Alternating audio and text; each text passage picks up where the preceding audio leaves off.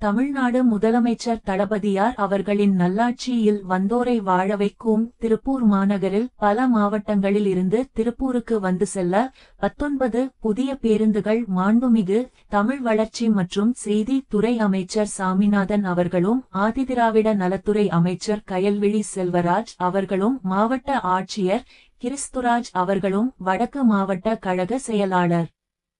Selvaraj MLA. அவர்களும் வடக்கு மாநகர கழக செயலாளர் மாண்புமிகு மேயர் தினேஷ்குமார் அவர்களும் மாநகராட்சி கமிஷனர் பவன்குமார் ஜி. கிரியப்பனார் அவர்களும் தெற்கு மாவட்ட கழக செயலாளர் 4வது மண்டல தலைவர் பத்மநாபன் அவர்களும் மாவட்ட அவை தலைவர் நடராஜன் மாநகர அவை தலைவர் ஈஸ்வரமூர்த்தி பகுதி செயலாளர் ராமதாஸ் போலார் சம்பத்குமார் ஜோதி மின்னல் நாகராஜ் உசேன் 2வது மண்டல தலைவர் தம்பி கோவிந்தராஜ் அவர்களும் மாவட்ட நிர்வாகிகளும் மாநகர நிர்வாகிகளும் வட்ட கழக செயலாளர் களும் மற்றும் நிர்வாகிகளும் மாமன்ற உறுப்பினர்களும் போக்குவரத்து கழகத்தின் சார்பில் அதிகாரிகளும் இந்நிகழ்வில் கலந்து கொண்டனர்.